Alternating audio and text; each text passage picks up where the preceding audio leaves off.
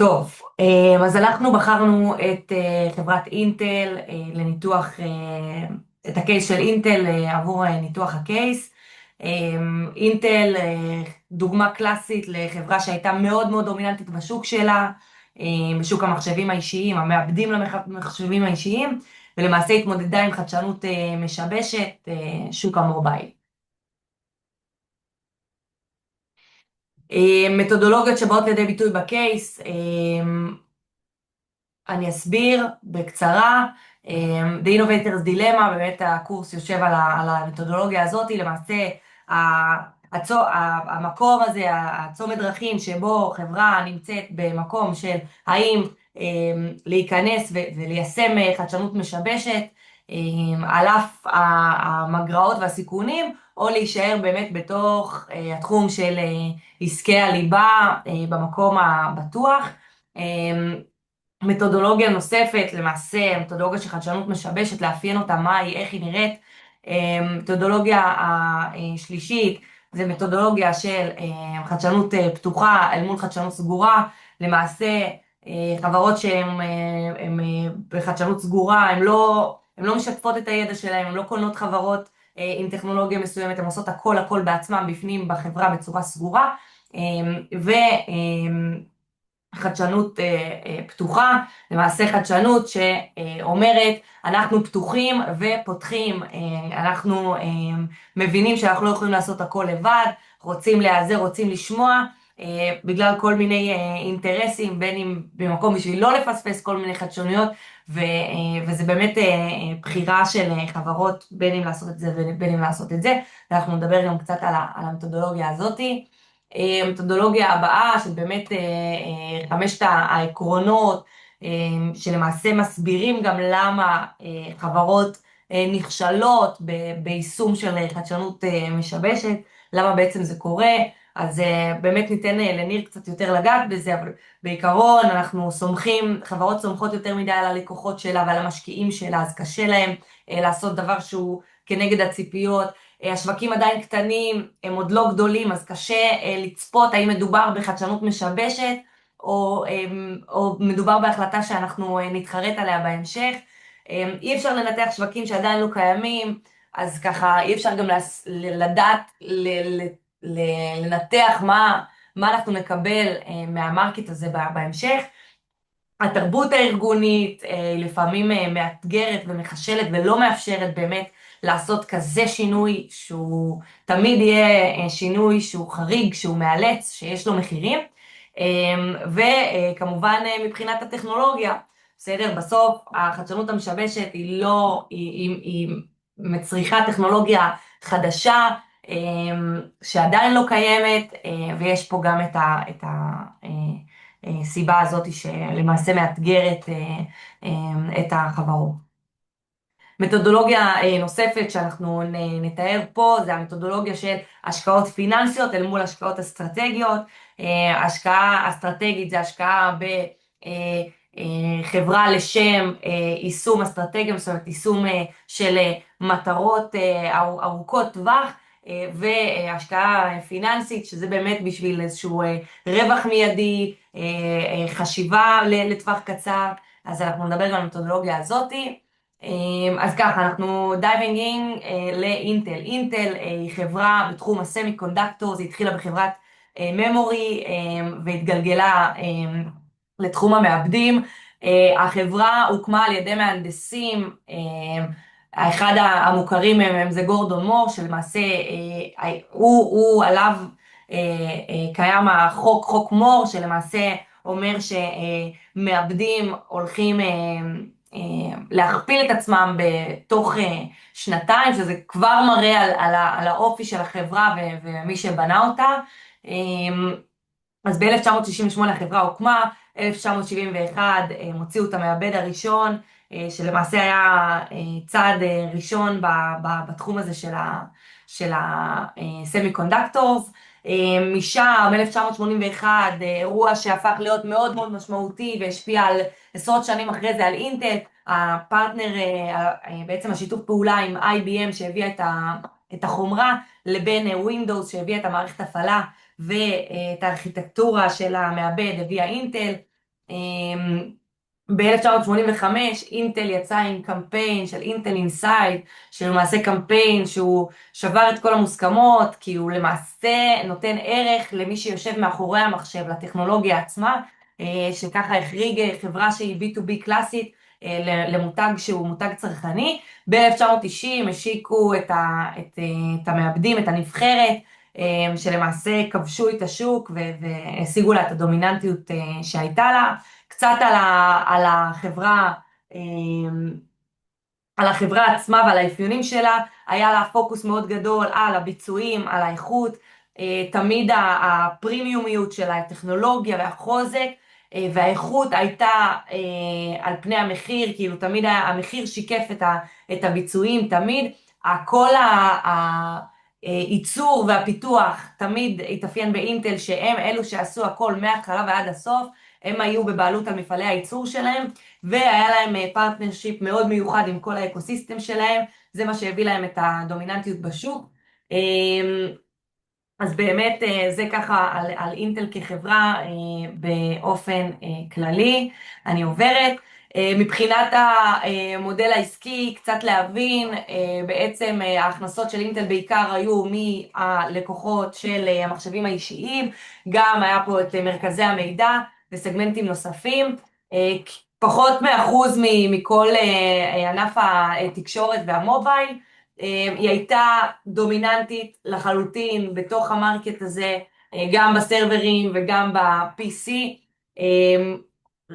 לאפיין אותה רק ברמות האלה שבאמת חברה של מהנדסים, כל השרשרת ייצור קורית בתוך אינטל, מה שבאמת מציב אותה כדומיננטית ושולטת גם מבחינת הידע והפיתוח שהיא הייתה תמיד 2-3 קדימה בפיתוח ובחדשנות בתחום המעבדים. מבחינת האקוסיסטם, אז באמת היה לה שיתופי פעולה עם ווינדוס, עם המערכת הפעלה הזאת, היה להם מערכת יחסים מאוד מיוחדת עם היצרנים, הם בעצם עשו את כל ההתניות שהשאירו אותם ככה בדומיננטיות מוחלטת. קצת בשביל להבין את ההצהרות של החברה לגבי המובייל, הם חשבו שמדובר בנישה, במרקט שהוא נישתי לחלוטין, הם השקיעו פחות מ5% ב-R&D בתחום המובייל, ואמרו על טאבלטים שזה פשוט טלפונים גדולים. מהפכת האייפון, 2007 הושק הטלפון הראשון, ב-2008 אנדרואיד שחררה את מערכת ההפעלה שלה כאופן סורס, זאת אומרת לא רק ווינדוס הייתה, אלא אנדרואיד התחילה בתוך המובייל, שבעצם התחזית הייתה זה שכל מערכות ההפעלה בעצם יצאו מהמונופול הזה של ווינדוס. ב-2010, ב-2010 הטאבלטים יצאו לשוק ולמעשה כרסמו את שוק המחשבים האישיים, וב-2013 לראשונה נמכרו יותר טלפונים חכמים מאשר טלפונים רגילים, מה שבאמת סימל את המהפכה הזאת של שוק המובייל. אפשר לראות את הנתונים למטה, להבין את האחוזי צמיחה, באמת משהו שמאפיין את החדשנות המשבשת הזאת, של בכמה שנים יש פה מהפכה מטורפת מבחינת הנתונים. אז זה קצת על השוק באופן כללי. השפעות גיאופוליטיות, סין שהייתה מאוד משמעותית מבחינת השוק, עלתה עם חברות חדשות שהיה להם צורך במעבדים הרבה יותר פשוטים, מה שאינטל לא ידע לייצר. אינטל ידע לייצר מעבדים שהם גם יקרים והם גם עם יכולות מאוד מאוד כבדות שמתאימות ל-PC אבל לא התאימו למובייל. הסופטוור באמת הגיע iOS והגיעו האנדרואיד, אז באמת כרסמו גם את ווינדוס שהייתה שותפה טבעית לאינטל. ARM, חברה שלמעשה מכרה רישיונות, היא לקחה רק חלק מהתהליך הזה של, היא לא עשתה כמו אינטל את הכל, היא מכרה רישיונות, חברה אחרת עשתה את הייצור, אז באמת כל מיני תהליכים שקרו במקביל. החברה של הייצור הצליחה להגיע לעלויות מאוד נמוכות בייצור שלהם, אז באמת גם שהיה קשה לאינטל להתחרות עם הדבר הזה. אז זה היה הפוזיציה של אינטל עד 2015. סרבר צ'יפ עלה $1,000, מובייל צ'יפ עלה בין 15 ל-$40, שרק תבינו את הכדאיות מצד אינטל, של למה לי להיכנס לשוק הזה בכלל. קצת על הדוחות, אז באמת יש כל מיני סיבות שבעצם מראות למה המצב הפיננסי של אינטל היה יחסית יציב. מאחורי הקלעים, מה שחשוב לראות פה, אינטל היה לה נכסים אדירים. היא הכניסה את הידיים בכיסים העמוקים שלה בשביל לבצע כל מיני השקעות שניר יפרט עליהן בהמשך. 2012 עוד היה את השאריות של ה-PC, ש, שלמעשה עדיין הם קיבלו הכנסות מה-PC, אבל לאט לאט באמת השוק מובייל כרסם, ומתחת לכל השכבות הפיננסיות פה יש עד 2015 $9 מיליארד הוצאות על שוק המובייל, שזה מראה את האתגר של אינטל אל מול ההתפתחות של השוק הזה. מה שמביא אותנו לשאלת הקייס, איך על אינטל להתמודד עם החדשנות המשבשת הזאתי, מבלי להרוס את עסקי הליבה שלה, ובאמת להשיג את כל היתרונות משני העולמות.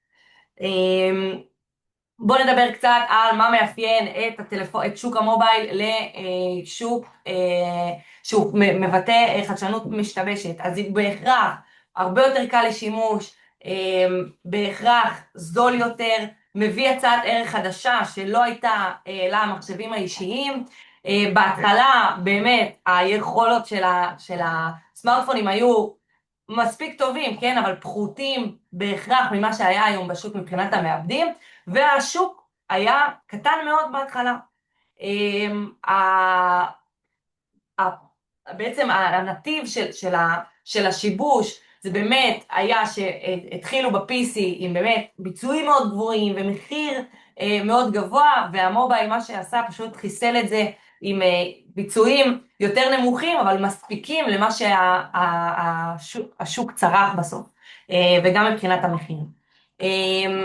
קצת לדבר על הדילמה, בעצם אינטל התמודדה עם דילמה, האם להמשיך להתמודד עם שוק המובייל, עם כל המגבלות שלו, עם העובדה שבסוף הם פספסו את החדשנות המשבשת, הם הכחישו לאורך כל התקופה שלפני, בתקופה הראשונה של הכרזת האייפון הם הכחישו את כל המהפכה הזאת, הם פשוט חשבו וזלזלו ואמרו שלא מדובר פה בחדשנות שתחסל אותם, הם לא האמינו, בסדר? אז בסוף הדילמה עכשיו היא האם להמשיך ולנסות להיכנס לשוק המובייל על אף הפספוס, או ללכת ולהתעסק בעסקי הליבה ולנסות לראות איפה אנחנו ממנפים את עצמנו שם.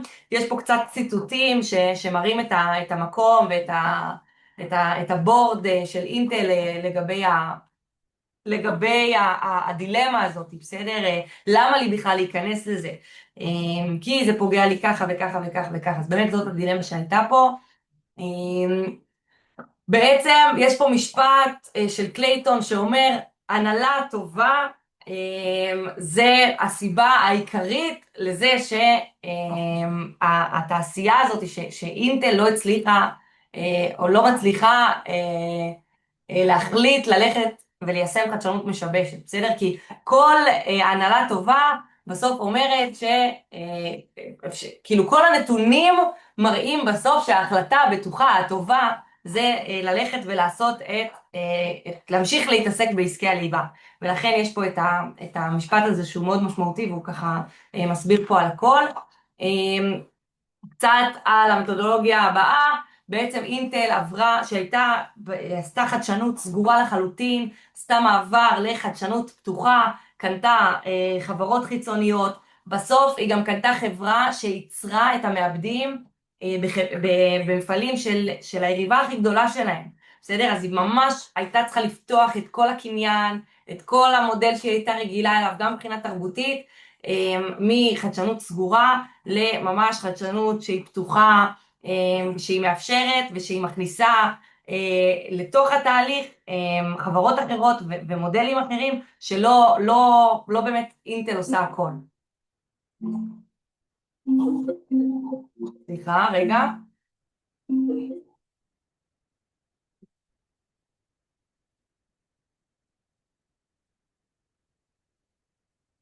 זה פה.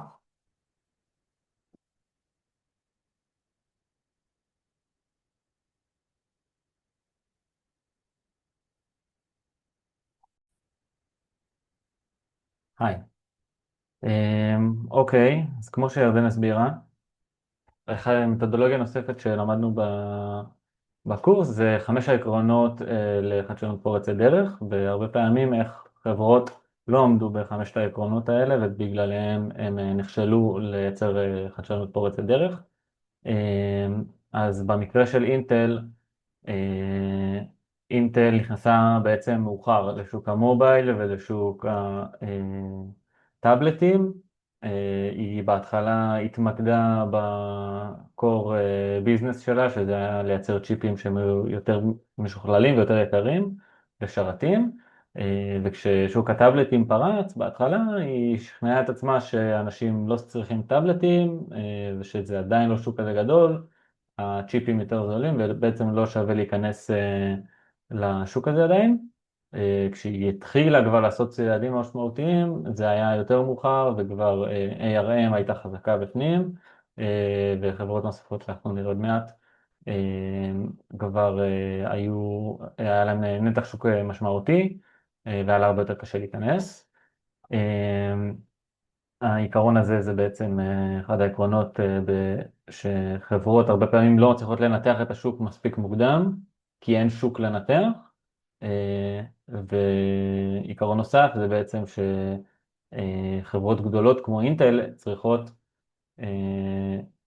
שווקים קטנים בהתחלה לא תורמים להם כדי לצמוח יותר מדי, והן מחפשות שווקים יותר גדולים, ואז השווקים הקטנים האלה הן מפספסות אותם כשהם קטנים והם גדלים, ואז כשהם גדלים קשה יותר להיכנס. מקרה נוסף אצל אינטל זה שהמבנה בעצם עיקרון נוסף הוא שחברות יודעות לייצר משהו מסוים והמבנה הארגוני שלהם הוא בצורה מסוימת וקשה להם להתאים את עצמם לשווקים חדשים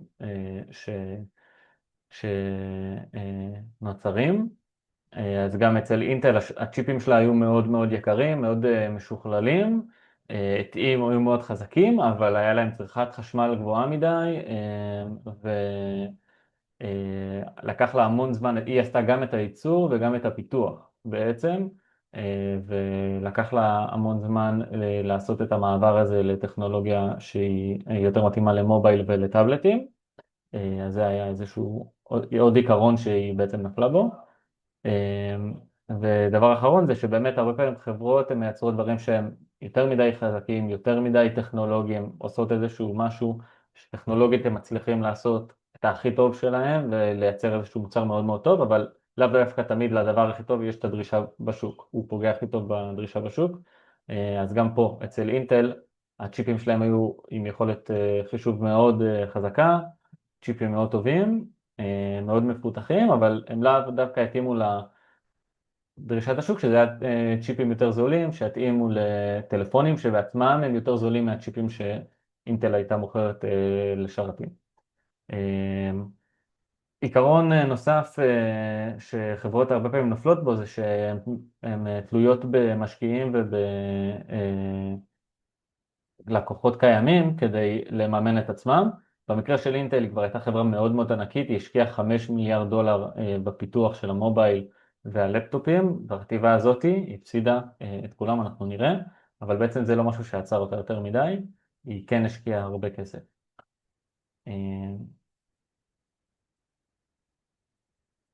סבבה. מתודולוגיה נוספת שלמדנו זה בעצם ההבדל בין השקעה פיננסית שמטרתה להניב כסף כאן ועכשיו, השקעה נטו מתוך מנוע כלכלי ראייה קצרת טווח, אל מול ההשקעה האסטרטגית, שהרבה פעמים זה אומר הפסד בטווח הקצר לחברה, אבל כדי לפרוץ לשווקים גדולים ולמצב את עצמה כשחקנית חזקה במקרה הזה, ובעצם להרוויח בעתיד, אז זה בא לידי ביטוי פה. אינטל עשתה המון השקעות אסטרטגיות שהפסידו לה המון כסף בהתחלה, אבל המטרה מאחוריהם הייתה לתפוס נתח שוק משמעותי מספיק במובייל ובטאבלטים, שזה היה שוק צומח באופן מטורף. פעולות מרכזיות שהיא עשתה, השקעות אסטרטגיות, היא רכשה את אינפיניון, אינפיניון ויירלס, זה בעצם הייתה חברה גרמנית שייצרה מודמים, בעצם החלק בשבב שאחראי על התקשורת הסלולרית, היא עשתה את זה כדי להיכנס יותר מהר לשוק, כי בעצם אינטל בעצמה לא עשתה את זה קודם. היא השיקה סמארטפונים משלה ב-2011, היא עשתה את זה כדי בעצם להראות, בהתחלה לא היה ביקוש לצ'יפים של אינטל והרבה חברות לא רצו, כאילו לא הכניסו אותם למכשירים שלהם. היא רצתה להראות שהצ'יפים יכולים לעבוד טוב גם בטלפונים ולא רק בשרתים כמו שזה היה קודם. היא השיקה סדרה משלה, אחרי שנה וחצי היא סגרה אותה, היא בעצם הציגה את המטרה שלה, שזה היה להוכיח שהצ'יפים שלה יכולים לעבוד טוב במובייל ויכולים לעבוד בעצם. היא השיגה את המטרה הזאת וזה גם לא היה יותר מדי רווחי, היא הפסידה על זה כסף ואחרי שנה וחצי אחרי שהשיגה את המטרה היא הפסיקה עם זה. היא סבסדה בשביל מייצרי טאבלטים בעצם את המחיר של הצ'יפים שלה, היא שילמה להם כדי בעצם שישתמשו בצ'יפים שלה וככה היא נכנסה לשוק הטאבלטים, תפסה קצת נתח. השקיעה $1.5 מיליון בקבוצה סינית שסינגואה יוניגרופ, שבעצם הקבוצה הזאת היא עשתה את זה כדי לקבל דריסת כף רגל בסין ובחברות שמייצרות טאבלטים ומובייל בסין. והיא עשתה עם רוקצ'יפ שיתוף פעולה, גם רוקצ'יפ זאת חברה שמייצרת בעצם שבבים זולים ומוצרי טכנולוגיה זולים, ובסופו של דבר הם ייצרו ביחד איזשהו צ'יפ, אנחנו נראה, שיתאים יותר לדרישות של מובייל זול. זה הפעולות המרכזיות, דיברתי על רובם. כשנכנס מנכ"ל חדש לרשת ב-2013, הוא הכריז על אסטרטגיית טאבלטס at all cost. בעצם הם רצו לתפוס לפחות 20-30% מהנתח שוק של הטאבלטים, והם הגיעו ל-19% נתח שוק, שזה יפה, זה הם היו בדרך למטרה שלהם. הם החליטו כן שהמובייל זה שוק גדול, אבל הם כן שמו אותו יותר בצד והתמקדו בעיקר בטאבלטים. אבל גם זה היה בעצם איזשהו ריצה קדימה מבחינת זה שקודם הם השקיעו בעיקר בשרתים, צ'יפים לשרתים ולמחשבים רגילים, בעיקר למחשבים רגילים בעצם. וזהו, על השאר אני כבר דיברתי. בשורט טרם התוצאה הייתה כישלון. בסופו של דבר, אם אנחנו מסתכלים על הכניסה שלהם לשוק המובייל ולטאבלטים, הניסיון כניסה, הם הפסידו $5 מיליארד עד סוף 2014. גם הכניסה של ה-19%, כמו שאמרתי, שהם הצליחו להרוויח מהשוק של הטאבלטים, בסופו של דבר זה היה מאוד זמני, זה היה כי הם סבסדו את העלויות של הצ'יפים עבור מייצרים, וזה לא החזיק זמן לאורך זמן. סופיה ובוקסטון זה הצ'יפים שהם תכננו שיהיו יותר זולים ומתאימים למובייל ולסמארטפונים ולטאבלטים, סליחה. לקח להם המון זמן להיכנס לשוק, ועד שהם נכנסו לא היה כבר שחקניות חזקות מדי, ובסוף הם ביטלו אותם. עד 2016 הם ביטלו את הייצור שלהם, עד 2016 בעצם אינטל יצא גם משוק הסמארטפונים וגם משוק הטאבלטים, והחליטה לחזור חזרה למקורות, שזה ייצור צ'יפים לשרתים ולמחשבים. היום אינטל עדיין חברה מאוד חזקה. המחזור השנתי שלה ב-2024 היה בעצם, הרווח השנתי שלה היה $53 מיליארד, זה פחות או יותר אותו סכום כמו שהיא הכניסה בשנת 2014. היום היא מתמקדת בעיקר במחשבים, שזה מחשבים אישיים, שזה מה שהתמקדה בו גם אז, לפני שהיא נכנסה לשוק המובייל. משקיעה יותר ויותר ב-AI ובפלטפורמות מבוססות דאטה. זהו, הם מנסים להפוך להיות פאונדרי, שזה בעצם אומר שהם רוצים לייצר צ'יפים, יש להם בסוף, הם גם מפתחים את הצ'יפים, אבל גם מייצרים אותם ממש במפעלים, ויש להם הרבה מפעלים שיכולים לייצר, ומנסים בשביל חברות אחרות, לייצר צ'יפים שחברות אחרות מפתחים, להשתמש בעצם במשאבים שלהם. בינתיים הם עדיין לא רווחיים, והם השקיעו הרבה כסף בסקטור הזה, אבל הם עדיין עושים את זה. הם יוצאים משווקים קטנים, מה שאומר שהם מתמקדים בעיקר בדברים שאני כתבתי, פחות מחפשים כרגע עוד כל מיני שווקים קטנים. לדוגמה, הם קנו את מובילאיי, וניסו בעצם, עכשיו הם משקיעים, ניסו בעצם כאילו להרוויח דרך זה, עכשיו הם משקיעים פחות משאבים בדבר הזה. זהו. בגדול, אם מסתכלים טיפה קדימה, יש להם עכשיו מנכ"ל חדש, שנכנס ממש עכשיו ב-2025. הם, כמו שאמרתי, יוצאים מ-non-core divisions, מה שנקרא, כאילו, מה שהוא לא העיסוק העיקרי שלהם. הם הכריזו על 15 עד 20% פיטור עובדים, מה שאומר שהם עדיין לא חברה מאוד מאוד יציבה, הם כן עושים שינויים, הם כן מנסים להסתגל לעידן החדש של ה-AI וללכת, גם כמו שאמרתי, על הפאונדרי שהם עדיין לא רווחיים, וגם הם לא הרוויחו הרבה יותר ממה שהם הרוויחו אז ב-2014, מה שאומר שהיא כן עדיין שחקנית חזקה מאוד, אבל כן יש לה בסוף סממנים של קצת חוסר יציבות וקצת עדיין תוך כדי תנועה, מה שנקרא. סליחה. זהו, תודה רבה לכם. זה פחות או יותר ה-AI שהשתמשנו בהן, ChatGPT ו-LLM נוטבוק של גוגל, זה דוגמאות לפרויקטים המרכזיים שעשינו. וזהו, שמחנו להעביר את המצגת. תודה רבה.